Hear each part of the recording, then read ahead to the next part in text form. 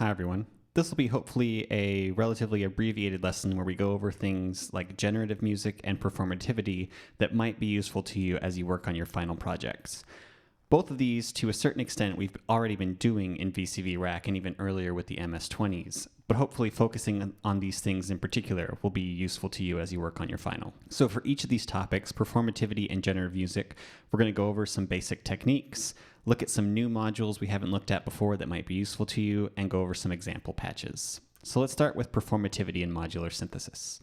So by performativity, all I mean is the ability for a patch to be utilized in a live performance setting. So why do we think about performativity in modular synthesis in particular? Well, due to its emphasis on sequences over performative interfaces like keyboards or things like that, modular synthesis often relies on this repetitive material. And you've heard that as you listen to Suzanne Ciani's music or Morton Subotnick's music or some of the other pieces that we've looked at. There's a lot of this emphasis on repetition and slow, subtle changes. And so a modular synthesis patch is going to be more interesting if there is some kind of continuous variation. So if we're emphasizing repetition, just plain rote repetition is boring, but repetition with some continuous variation where some parameter is being changed over time, that can maintain interest. And maybe it's not continuous change, maybe it's not continuous variation, but maybe there are distinct sections or sudden changes where suddenly a new instrument comes in or a new layer is added. So you have new material that is entering and old material that is exiting. And there can be all sorts of changes that take place. They could be timbral changes, they could be pitch changes, all sorts of subtle variations that allow there to be some interest in the piece, but also allows you as the composer-performer to engage with the piece directly, to engage with the patch, to make changes. And these changes might be improvised. A lot of modular synthesis performance is very often, though not always, improvised. Or maybe you're doing things that are pre-planned, where you've got things laid out. Okay, I'm going to start this sequence, then after 8 counts, I'm going to add this sequence in here, then I'm going to close the filter a little bit. Or more likely, it's going to be somewhere between those two, where you have kind of a rough plan. I'm going to start this, I'm going to mess with this a little bit, I'm going to explore this, and then I'll add this. But the details of that, you kind of feel things out as you go. So with regard to specific techniques with performativity, the most simple and most common have to do with just continuously varying different module parameters, and usually within a set range. Usually you're not varying things drastically. You're not going to do something that's going to totally disrupt the piece, but you've got a little window that you're working in, and you're opening and closing your filter within that range, or changing your pitch within that range, or your clock time within that range. So I've kind of listed some different categories that you might think of. We can just think of this as varying some of the different parameters of sound, like timbre, pitch, rhythm, dynamics, or maybe some broader parameters that you might think about with regard to a whole piece, like the space, the reverb, the delay, the actual material that you're working with. So let's look at trying some of these different techniques with a patch in VCV Rack. All right, so here I am in VCV Rack, and I've got a patch that doesn't have anything we haven't seen before. I've got a master clock that's driving topograph, and topograph is sending its triggers to 3 different tremor objects, one of which is a kick, one is a snare, and one is a hi-hat. That same clock is controlling a Seek3 object, which has 3 rows of sequences, which are going through a sequential switch. The volts per octave output is then being scaled by a VCA, moving through a quantizer, and then sent to a VCO. And then the triangle wave of that VCO moves through a wave shaper and a filter. It's not common to use both of them, but I'm using that here. And then through a VCA, which is being scaled by an ADSR object. And then all that is going out my mixer as well. And then the main output from my mixer, before it goes out my audio output, is being run through a plateau reverb. So let's look at doing some different performative variation to this patch. So let's start with timbral variation. We can do some changes to this sequence by changing the wave shaping.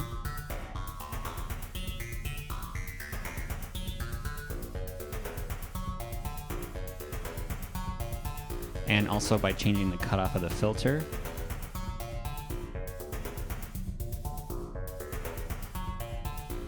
We can do some pitch variation changes by changing the volts per octave range of the VCA.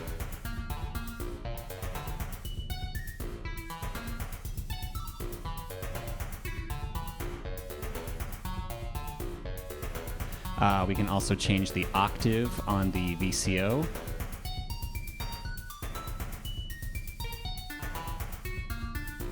Or we can also change the octave on this quantizer.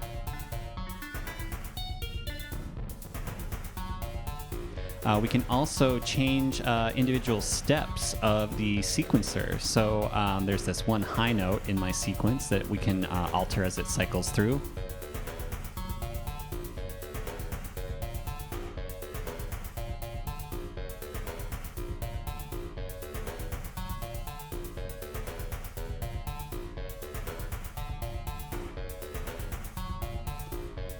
Or we can just, you can see I've got row 1, 2, and 3 moving through the switch, and I don't have anything automating this switch, so it's just it's going to be controlled by me.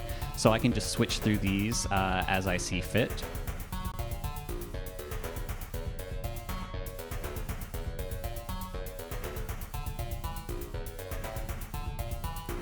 And because I'm doing this performatively, I can change whenever I want.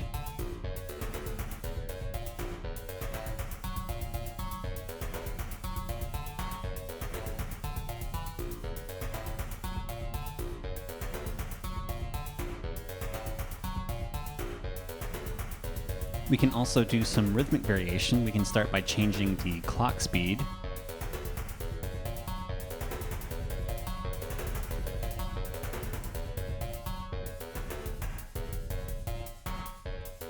Or some of the clock divisions. So I've got my ×4 clock going to topograph, my ×2 clock going to the Seek 3 object. So maybe I could switch that over to ×1.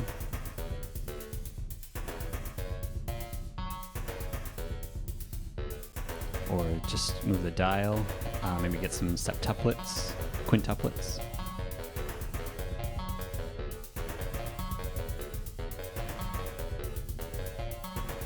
We can also change the envelope shape.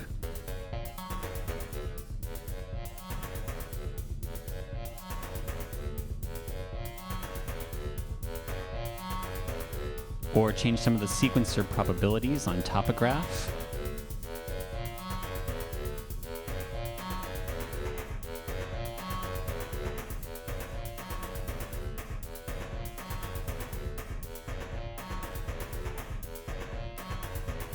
We can do some dynamic variation, and the easiest place to do that is the mixer. So you can see I brought down my main sequence. Could maybe mute some of the drums.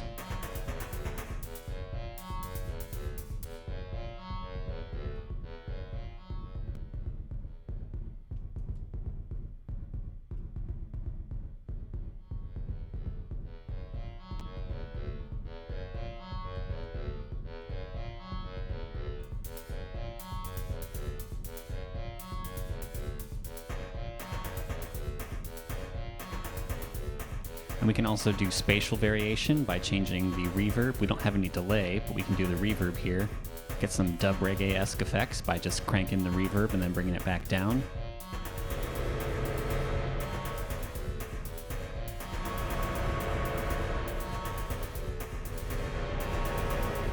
Or just gradually change it. And then the last thing I have listed there is material variation, like starting and stopping sequences or adding and subtracting layers. We kind of did that already in the mixer, but we can also change when these cycles start and stop. So I might just turn this sequence off.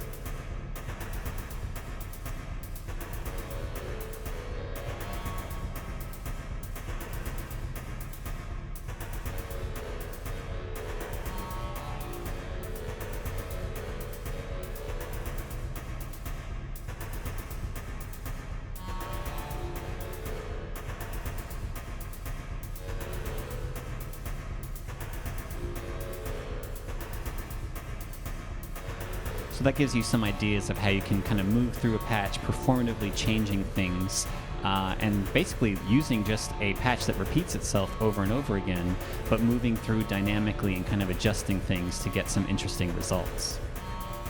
So here I've got the exact same patch we were just looking at, except now I'm going to introduce you guys to some new modules that might be useful to you as you do some performative changes. So I've got 3 modules here which all fall into the category of controllers. And a controller is just a module that allows different CVs to be sent to other modules just as a form of control. So this first one is by Sonus Department, and it's called Control. We haven't talked about Sonus Department modules before. If you're interested in using this, you'll have to subscribe to Sonus module. To Sonus Department. So this first one's called Control. The second one is Sonus Department's Pusher object, and the third one is Impromptu's Tact 1 slider. So the control object just consists of these 8 dials. They all move from between -5 volts to +5 volts. They have an output that you can send to any module anywhere, and then they have a little label area that you can label. So I'm going to zoom in here. You can see that I have just used the bottom row, and I've sent each of these to a different area. So this first one I've sent to the FM input on my VCO. And so I'm going to go ahead and label this VCO pitch. And as I move this dial, you'll hear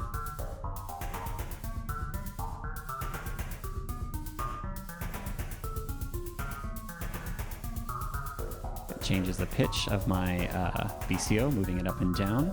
Now these ranges go from -5 to +5, so if you want to do something that moves from like 0 to 10 or -10 to +10, you'll have to use a scale or VCA to shape that. And a good one is the MISTY scale object, which works pretty well. But any VCA will do. Okay, so the second one I've sent down to the volts per octave input on my filter. So we'll go ahead and label this filter cutoff. And then if you listen as I move this,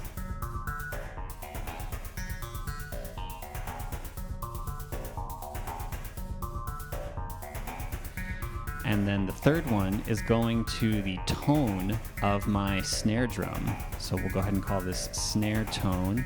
And let's go ahead and mute our sequence, and you'll get a sense of how this actually sounds. Go ahead and make that happen a little more often.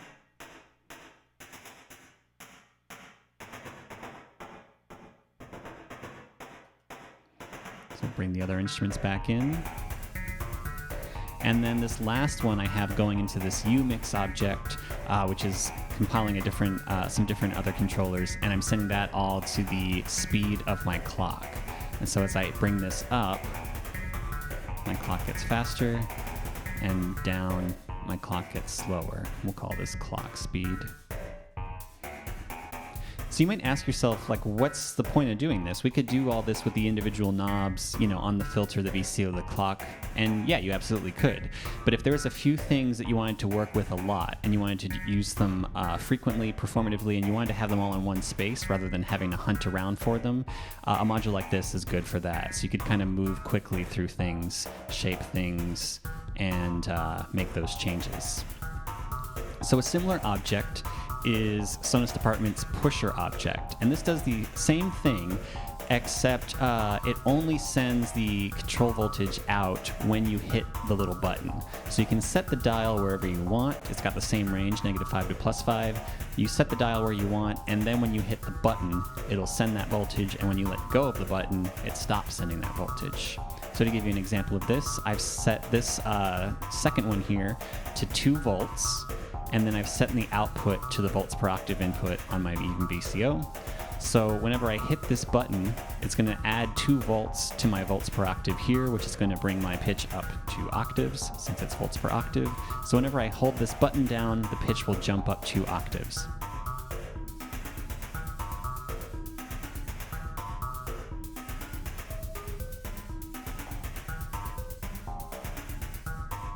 So I can kind of control the octave performatively. And I can also kind of just hit it really frequently.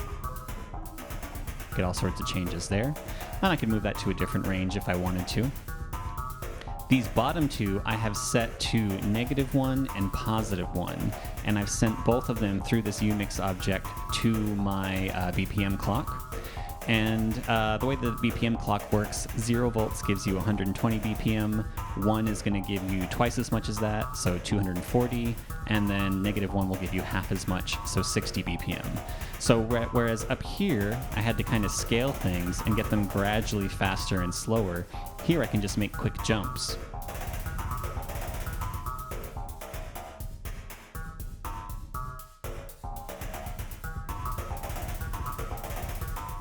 So that gives me control over the speed in a way that I didn't have when I was just moving a dial.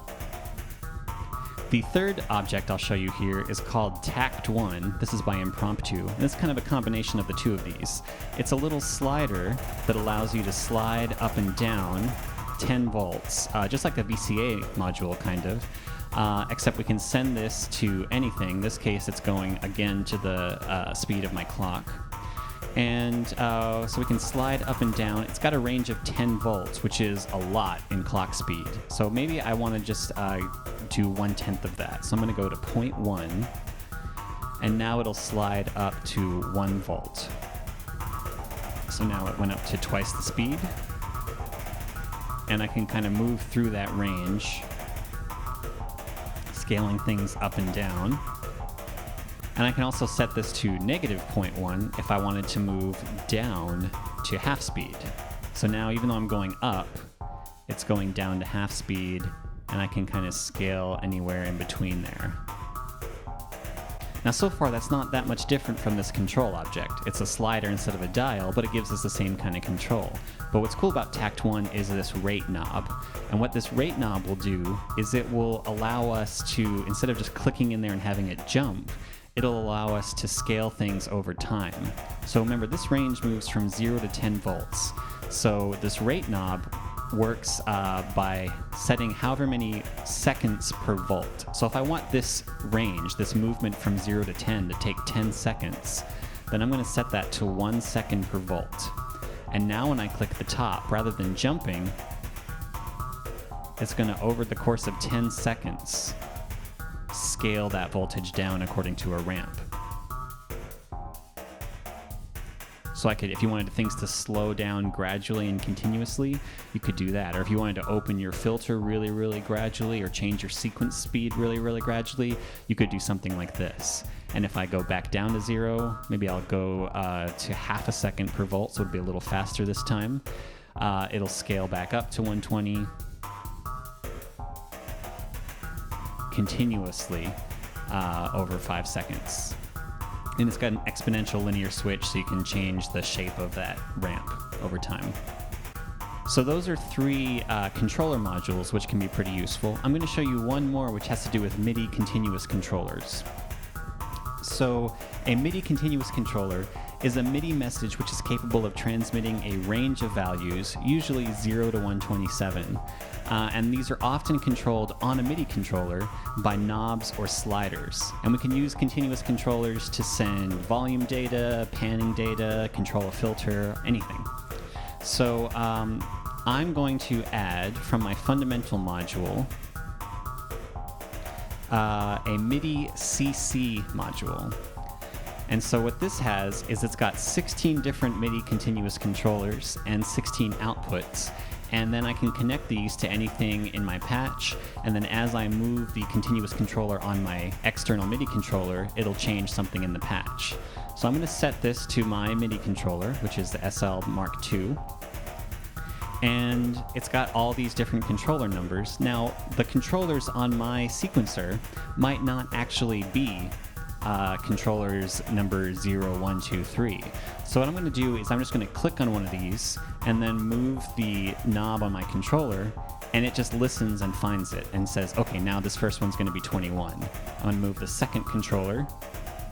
Okay, that's 22. Looks like my controller numbers are 21, 22, 23, 24. And sure enough, there they are. So now these first 4 outputs will be connected to the first 4 dials on my MIDI controller. And I'm just going to take these 4 that we used on this control object here and send them over into this module. So again, you can't see what I'm doing, but each of these 4 inputs now, instead of me controlling it with the mouse here, I'm going to be controlling them with the knobs on my MIDI controller. So I can change the clock speed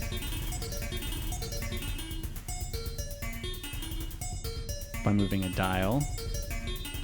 I can change the tone of my snare drum, the pitch of my filter, cutoff of my filter, and the pitch of my VCO. And because I'm not using a mouse, now I could actually take two hands and control more than one thing at once.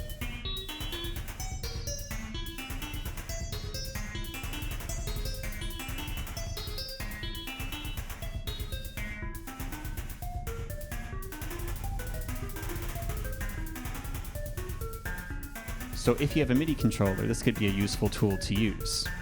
So the last set of performative devices I want to look at are the switches and matrices. And we talked about these a little bit last time when we were talking about FM synthesis. So let me explain this patch a little bit. So here I've got a master clock, and that's controlling a few different sequences, each with their own VCOs and envelopes. So here I've got a sequencer, it's moving through a quantizer into a VCO that moves through a drum envelope. Here I've got the exact same setup, just with a different sequence and a different octave on the VCO. Here the exact same setup, different sequence, different octave. Here almost the exact same setup, except there's no sequence. So this oscillator just sends out a low pitch, it's a low C, through the envelope, but it doesn't have a sequence. It just repeats the same note over and over again. And I'm sending the output of each of these sequences, each of these envelope generators, into the first row of this switch module and into the first row of this matrix module. Then I'm taking the outputs of each of these and sending them over here. And the first output is moving through a U-mix just out into the mixer. The second one is moving into a U-mix into this delay unit. And the only reason I'm using the U-mix is so I can combine the outputs of the switch and the matrix. So A and A are going into the directly to the mixer. B and B are going into this delay. C and C are going into this reverb, and then D and D are going into clouds. And so I can use the switch and the matrix to route different sequences into these different effects. So let's go ahead and just listen to these first. I'm going to send them all just directly into the mixer. So here's my first sequence. Here's my second one. It's twice as fast. I'm sending different clock multiples to different sequences. Here's my third sequence. It's the same speed as the first one. And then here is my fourth one. Just repeating that same note at a slower speed. So I can turn those off, and then maybe I want to send my slow one through the reverb. I'll go out the third output. Maybe I want to send my second one, the fast one, through the delay. And I'll send my first and third into clouds.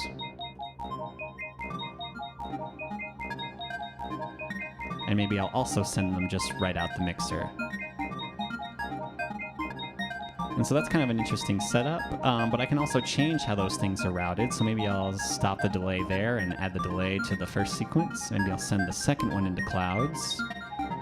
Maybe I'll add the first one or the fourth one into the delay. So I can just kind of route different things different ways, and I can performatively, as this thing is looping, change some of these.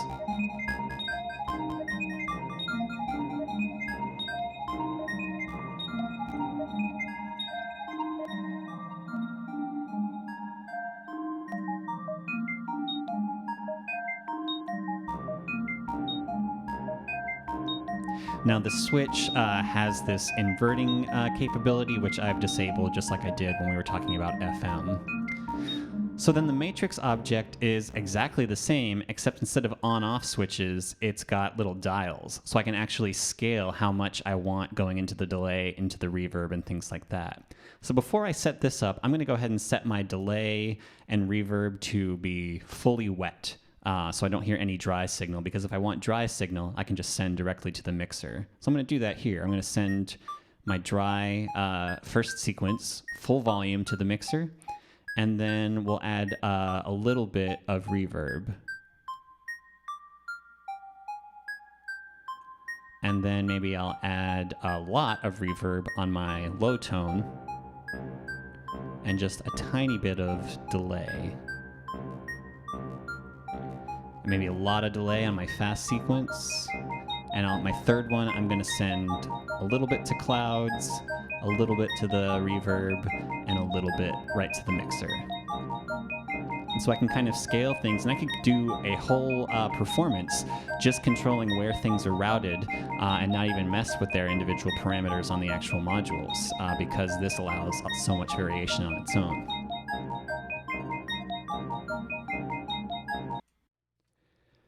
All right, so now let's talk about generative music.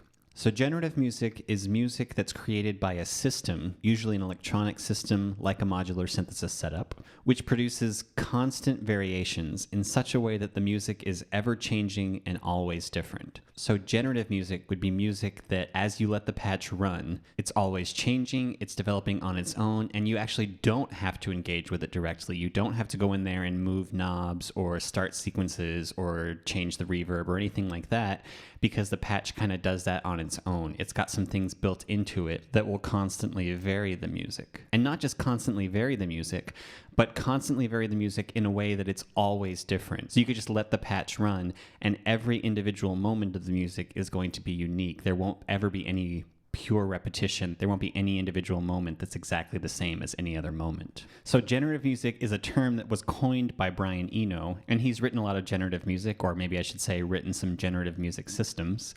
And he's written about that, and I've given you guys a very short essay of his to read where he talks about generative music and some of the different ways that he thinks about it. So generative music is a really common practice in modular synthesis. So let's talk about some different ways that we can work with generative music. So there's really two main techniques, and those have to do with cycles and randomness. So when you're working with generative music, if you want to create something that's going to change over time, but also never be the same or never kind of go back and cover its tracks again, one way to do that is with cycles of different sizes. So 2 or more cycles of different lengths may take a long time to realign. So you can just take 2 different cycles, and a cycle could be a sequence, it could be a clock, it could be an LFO that's doing some modulation, but any kind of cycle.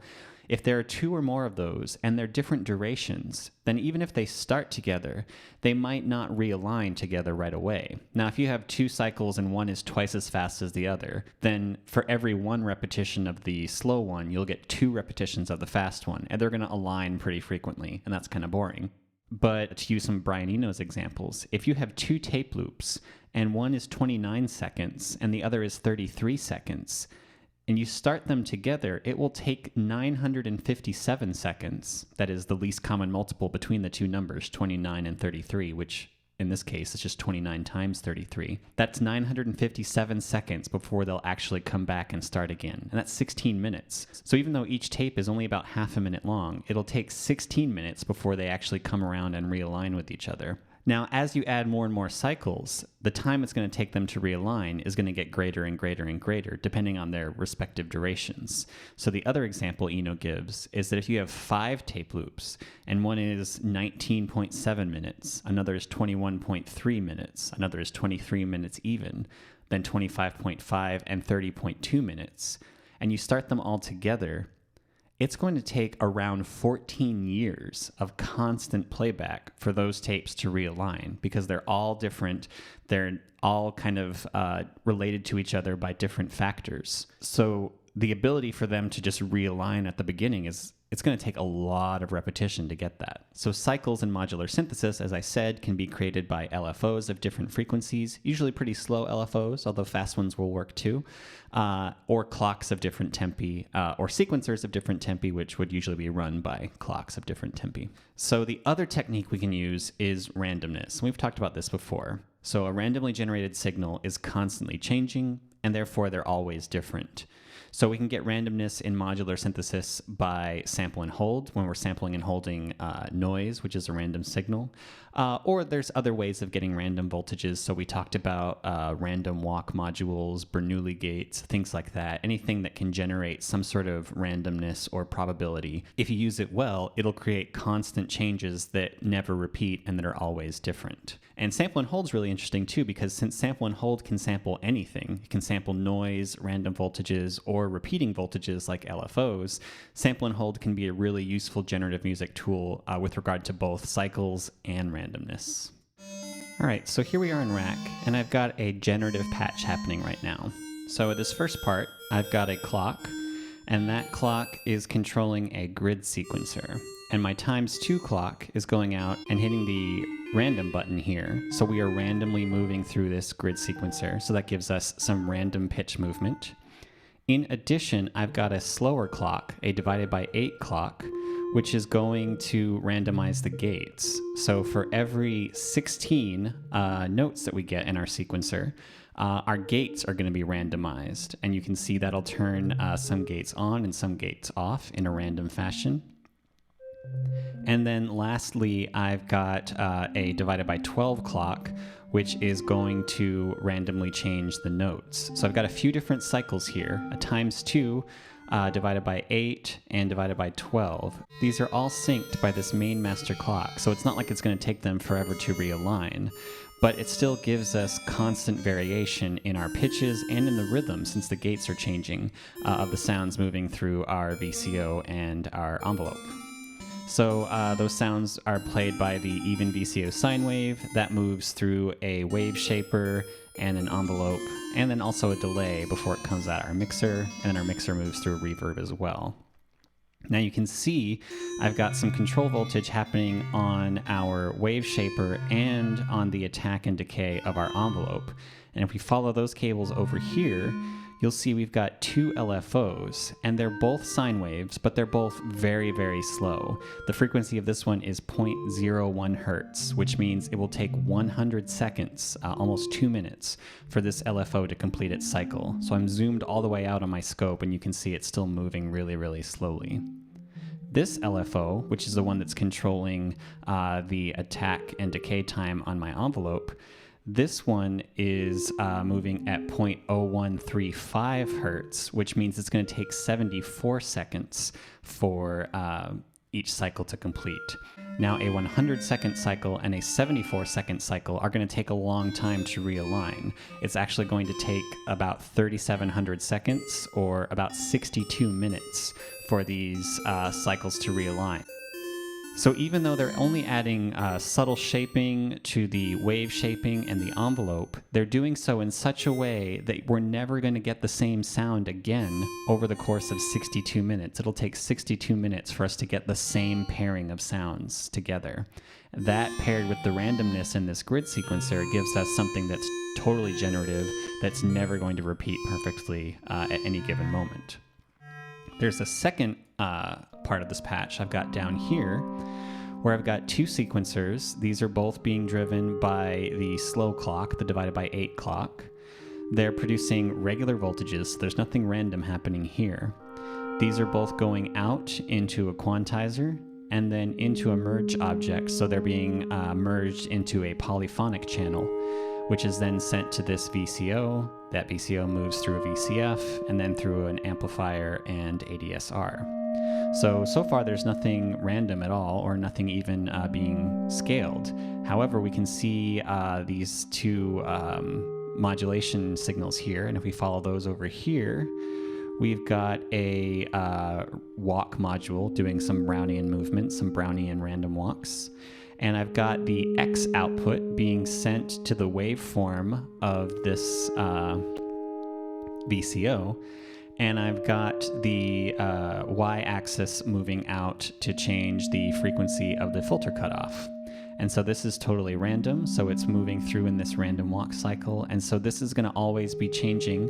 The waveform and the filter cutoff are never actually going to be exactly the same from one moment to another, even though the pitches are going to be perfectly the same all throughout. And so we can combine this generative part of the patch with this generative part of the patch, and together we have something that's always going to sound like itself. It's going to be relatively timbrally consistent, but it's never going to be exactly the same from any moment to another.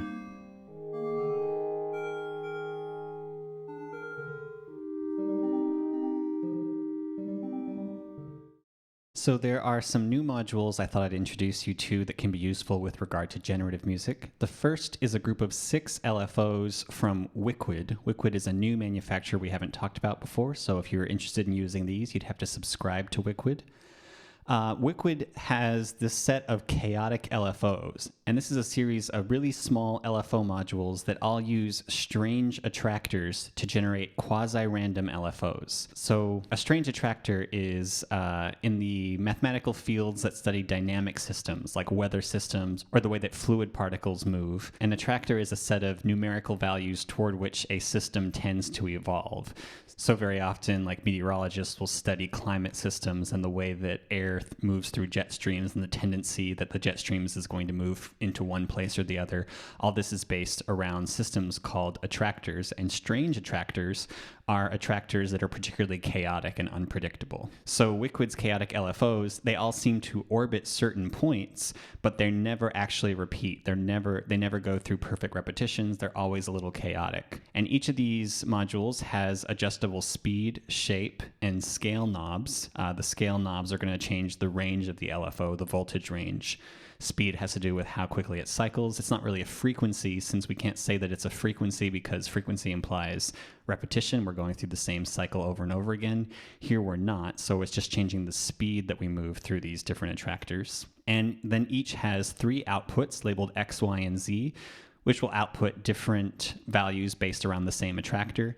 And then the third one, T, is kind of based around the first 3. It just takes X plus Y minus Z and gives you a 4th value. So let's look at some of these different attractors, because strange attractors is just an interesting subject even outside of synthesis. So there are 6 different chaotic LFOs. There's Lawrence, Halverson, Sprott, Linz, F, Thomas, Sakaria, and Dadras. And these are all based on actual strange attractors, and you can look at how they're graphed to sort of see the kinds of cycles they're going to move through. So the first one on the slide there is Lorentz. That studies the way weather systems work, and you can see it kind of looks like a butterfly. This is kind of where the butterfly effect terminology comes from. And so the Lorentz LFO is going to move pretty regularly. If you follow that line, you can see we just move through the right half of the graph, the left half, but it's always kind of moving further and further inward and then further and further outward. So it'll look kind of like a sine wave, but never quite repeating perfectly. The Halverson graph is arguably more interesting. It has this weird like snail shell kind of shape, and you can see how the lines move. And again, there's some repetition, but it's never perfect as you're moving into the graph or further out of the graph. And here's what the Sprott-Linz graph looks like. So you can see a little simpler than Halverson. And then here's Thomas, which is really complex. So let's see how some of these would work in BCV Rack. All right, so here I've got a patch where I'm using 3 of the Wikwid chaotic LFOs. I've got Lorentz, Sprott-Linz, and Halverson down here. And they're each moving through very similar patches where I'm using an FM operator. So let's go ahead and zoom in on this top one. So I'm going to unmute what's happening here. You can see this first section. It's the green spectrogram here on our analyzer. So I'm using Lorentz here. I'm taking the X output, moving it through a VCA, and that's controlling the volts per octave, the pitch of this FM operator. I've also added some feedback, and the Z output, which you see in the pink line, is controlling the feedback, which gives us a brighter timbre whenever that moves to a higher voltage. And if you listen, you can hear some regularity. It sounds kind of predictable, but if you listen closely, you'll hear that it's never exactly repeating anything. It's just kind of moving in the same general area.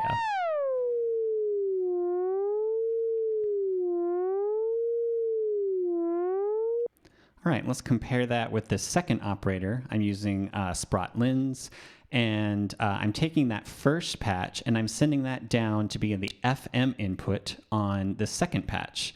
So this one has 3 variables. The X output is moving into the volts per octave, Y is controlling the feedback, and Z is controlling the depth of the FM from this top patch. So we can see that one here. This is the pink line, the pink spectrum, and we can listen to that here.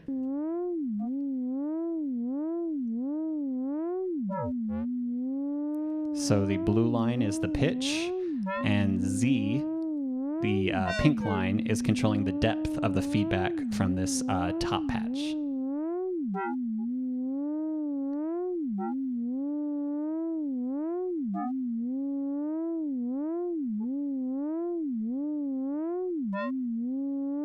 And notice that most of the time the depth is below 0, so we don't really hear it. We only hear it when it pops up above 0 volts. All right, and then down here, I've got a third patch. I'm using Halverson here. It's the same setup as up here, except I'm taking the output from the second patch and sending that into the FM of this input. And so we can listen to that one here. You can see that on the spectrum, it's the orange line. So once again, X is controlling volts per octave, Y is feedback, and Z is depth from both of these modules up here.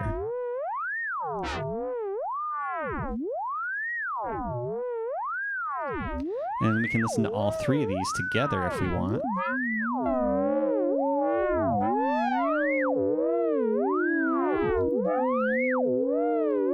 Which is kind of cool.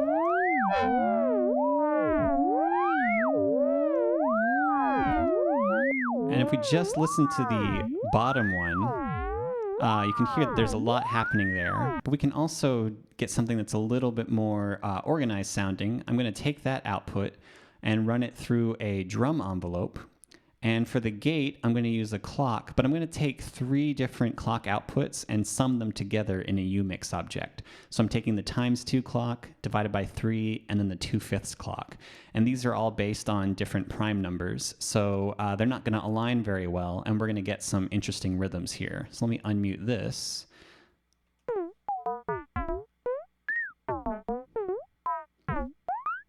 So we get some interesting kind of chaotic rhythms. And we're just hearing this patch move through this drum envelope.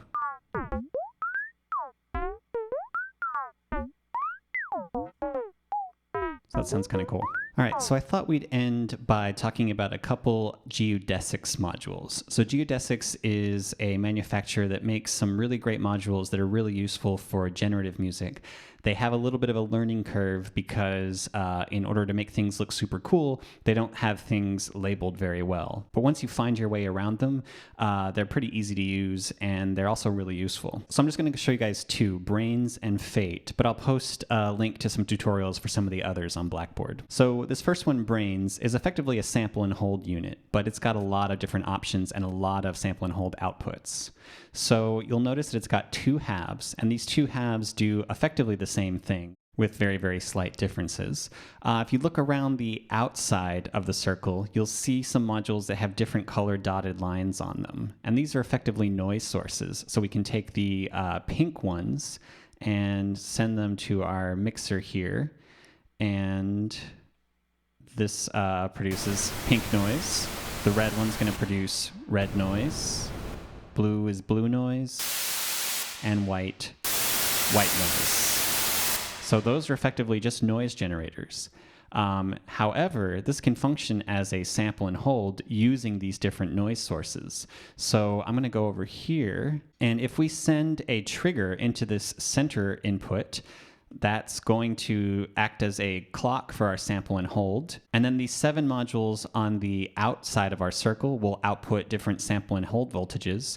And if we want to sample something other than these noise sources, we can plug them into these inputs here. So if I were to plug in an LFO right here, this output would output samples of the LFO, whereas all the others would just do the noise outputs. So you'll notice there's white in the middle, and then there's 2 blue outputs, one on the left, one on the right, 2 red outputs, one on the left, one on the right, and then 2 pink outputs. And the reason for that is one is always going to be an inversion of the other. So if we look at the 2 blues on the scope, as they're being sampled now, you'll notice that one is always positive and the other is always negative. And if one is, say, positive 3 volts, the other one's going to be negative 3 volts. So these are always going to be perfect reflections of one another. So let's go ahead and start using the sample and hold to generate some pitches. So you'll notice if we zoom in, the top circle has a range of either -5 to +5 or 0 to 10, depending on if this switch is selected or not. And then down here, this one has a range of -1 to +1 or 0 to 1, depending on if the switch is selected. So I'm going to go ahead and select that switch.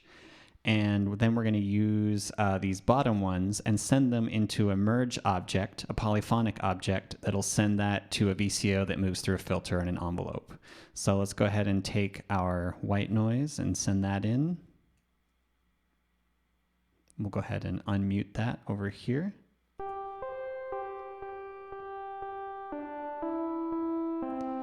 And then we'll take the two blue noises. This one's going to be a reflection of that other one.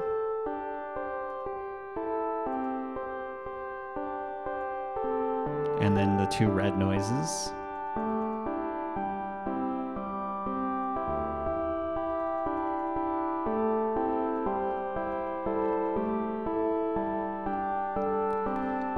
And so now I've got 5 polyphonic voices. They're all moving through this quantizer, and they're moving through this VCO and VCF. And they're all coming out this single channel over here. So let's go ahead and use the output from the top to do some modulation, and we'll modulate our filter. So I'm going to take the pink output here, use that to modulate the cutoff frequency of my filter. And then we'll use the red output to modulate the resonance.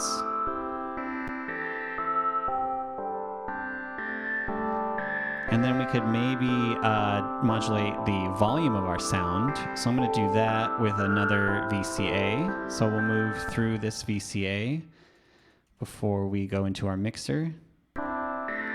And then I'm going to send maybe the white noise over to modulate the volume here.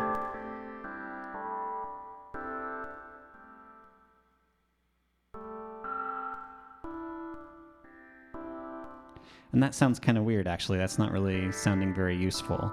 So let's get rid of that. And what I'm going to do is I'm going to control the volume differently for each voice. So I'm going to duplicate this merge object, bring it down here. And I'm going to take, let's say, 5 of these outputs. 1, 2, 5. And now I'm going to send each of those random voltages together into that VCA. And now each voice has a random volume. And then one last thing we can do is split all those voices up and send them each to different parts of the mixer, which are panned differently.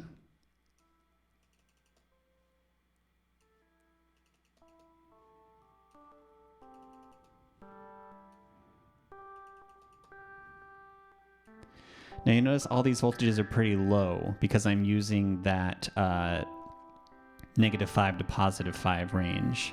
So we're going to go ahead and bring all these up a little bit.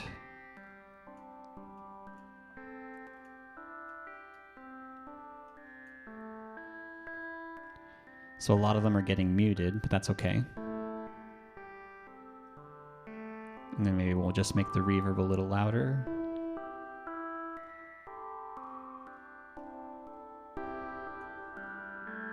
So we have a nice generative patch here that's generating random voltages and random volumes and also random filter cutoff points, all with the same sample and hold unit. So the last module I'll show you is Fate by Geodesics. It's an event modifier. So this is something that's going to take an incoming voltage and modify it according to some kind of probability. It's going to work a lot like the Bernoulli gate we looked at a few weeks ago. So I've got a patch set up here. Let's go ahead and take a listen to it. So I've got a clock module running a sequence that runs through a quantizer and then through a VCO and a drum envelope. So pretty simple.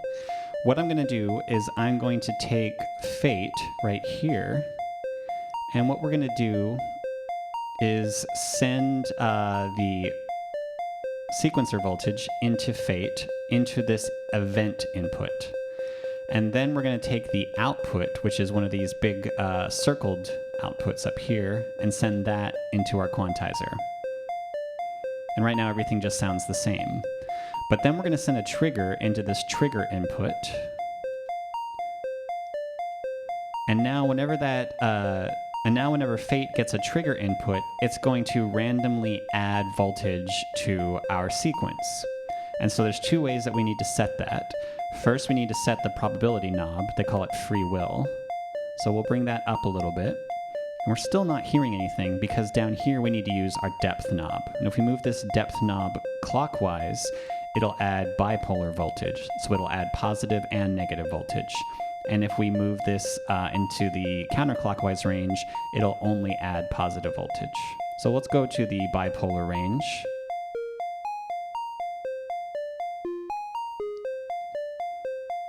So we keep getting these random pitches added now. So here's our original sequence. And then here it is as we start to get some of these random voltages added.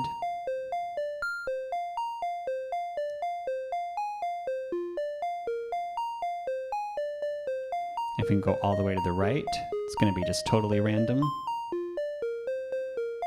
And in the middle, we'll kind of be half and half.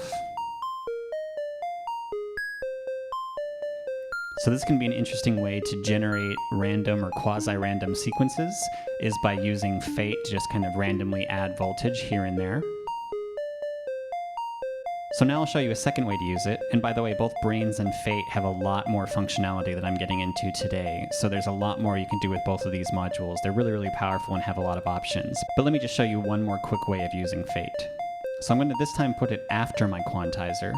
And I'm going to send that as an event input.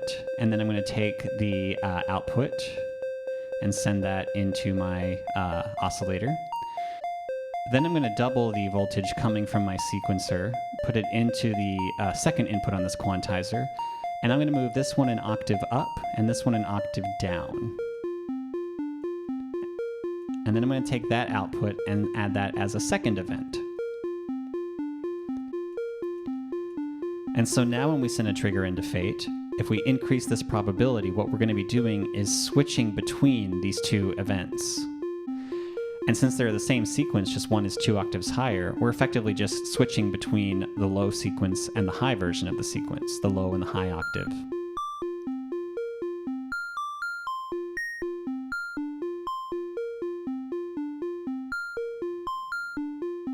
If we go all the way to the right, we're just going to hear the high octave. All the way to the left, we'll just hear the low octave.